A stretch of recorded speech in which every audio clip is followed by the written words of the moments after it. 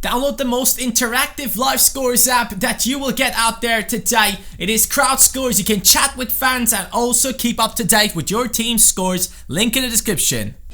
Hey, assistant coach, how are you guys doing? It's me, CaniSports, and hold on. You might be asking yourself, why is he already on the transfer deadline day? Well, let's do a recap. Assistant coaches, I recorded an episode and my PC had no more space, so the file got corrupted, so I have to go through everything what happened in this episode that I recorded already and tell you what just basically happened. And we also made a transfer, and you guys will make a decision on a £60 million transfer. So assistant coaches, if you enjoyed this episode, please go ahead and smash that like button. And since I can't really move on in this episode with the hours and all of that, I am just going to do a recap right now, tell you what happened and tell you what kind of transfer you guys are voting for. So let's get it started by showing you what happened in the episode I recorded. Now the Swansea match was in the last episode. We lost 4-1.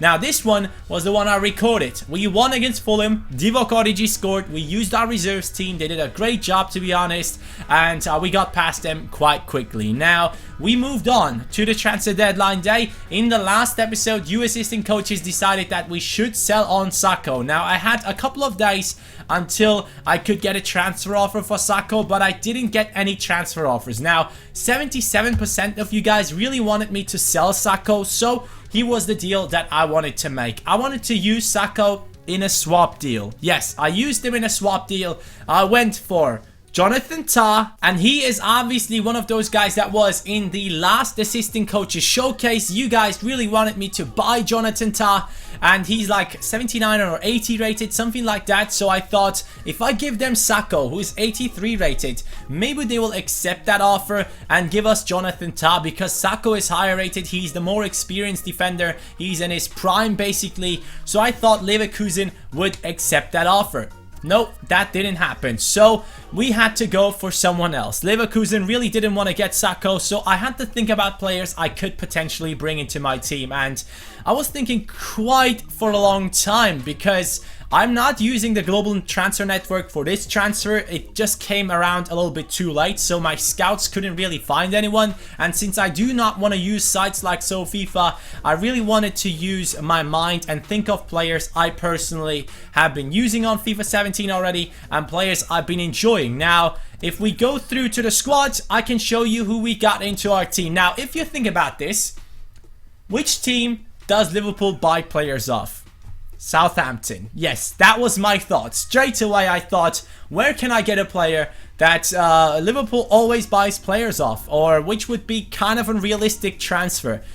I went for Virgil van Dijk. I've been using him on Ultimate Team, and assistant coaches, he has been incredible for me on Ultimate Team. My record is 25 victories, 4 losses, and I'm already in the weekend league right now, playing a couple of matches. Definitely a little bit tougher than normal seasons matches, but Van Dijk joined our team. It was a straight swap for Sacco, so he's the new transfer in the centre-back position.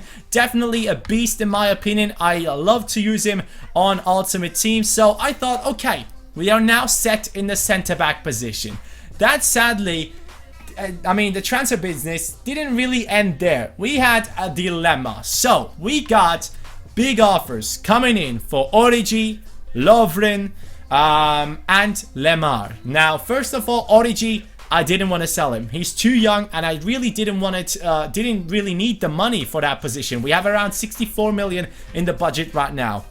If we move on to Lovren, I mean, he's 27 years old, 83 rated, and he has the best statistics in our team for a defender. Let me show you the squad report, where you will see that he was actually the best player in our squad so far in the defending. Matip got a 7.2 rating on average, and Lovren got a 7.3. So I'm really impressed by his performances so far this season, and I really didn't want to sell him.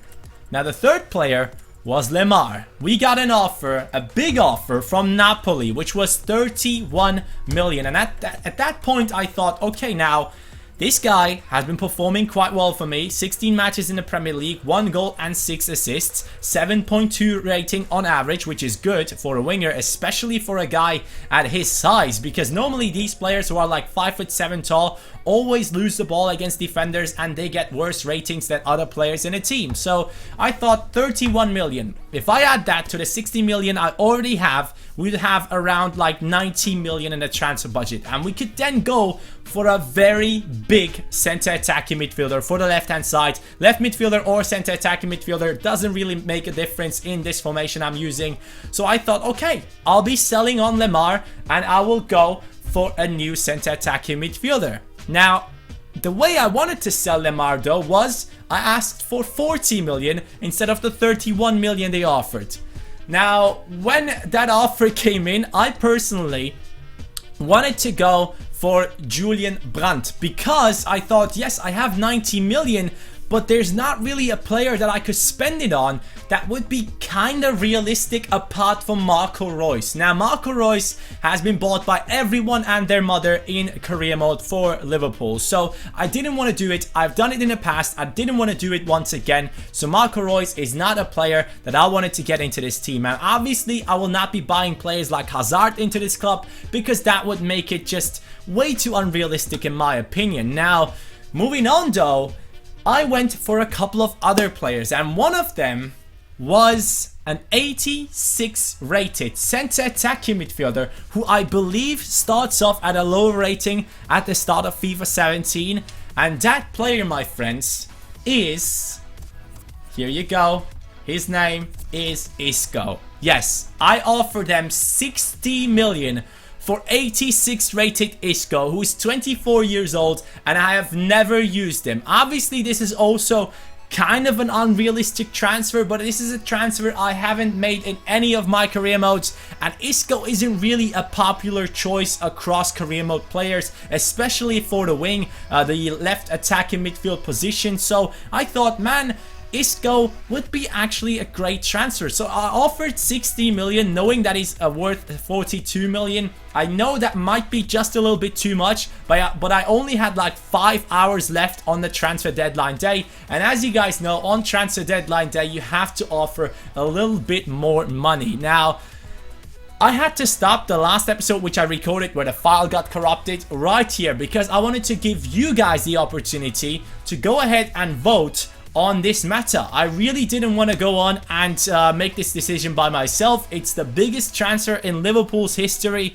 60 million pounds. That is a shit ton of money for a club like us. So I personally wanted to give the decision in your hands, assistant coaches. I want you guys to decide. So in the top right corner, you'll be able to decide if Isco joins our team, an 86 rated center attacking midfielder who would then probably play on the left hand side, or I would switch it up with Coutinho. Coutinho would go on to the left and Isco would play in the center attacking midfield position. So Coutinho would play in his original spot basically. Apart from us though, a couple of other teams also made some big transfers. Arsenal bought themselves Otavio and Blas, not too big transfers right there. Burnley bought a couple of players, so they definitely improved their squad. Chelsea bought Correa and Laporte, so they have brought in 2 amazing players into their squad, and they are currently in the 3rd place, and the next match that we will be playing after the transfer deadline day is against Chelsea. So I had to take a closer look at that transfer they have made. Player joined Everton, so another attacking player for their squad. I personally think they don't really need attackers, but moving on to Manchester United, they have bought Benzema. Now, that is a big transfer for them, but I'm thinking, where is he playing? If Ibrahimovic is in a striking position, where is Benzema playing? Ibrahimovic is 90 rated. I believe Benzema is something like 86, 87. So they have made a big transfer, but they already had a big player in their position, so I really don't know what they have done there. Uchan joined Southampton, by the way, so if you guys know my previous career modes, you will know that Uchan was a player that I loved back in the day on FIFA 14, I think. So we will end the episode right here. I'm sorry that it is just menus and no gameplay, but I really wanted to give you guys the opportunity to decide. I didn't want to go ahead and make the decision by myself because I really thought this is a big decision to make and I want you guys to be okay with it. just go ahead and vote in the top right corner. Hopefully you guys enjoyed this episode still. Hopefully I could tell the story a little bit so that you guys understood what happened during this transfer window. And yeah, transfer deadline day, you have a decision to make, and I just have to wait. If you guys smash over 1,500 likes on this video, we'll have another video up later on today, which is an amazing underrated or underused player, and it is a review for him. And trust me, it's a great player, and you really want to see that review and buy him into your squad straight away. Thank you, assistant coaches, so much for watching. Have a nice day and peace.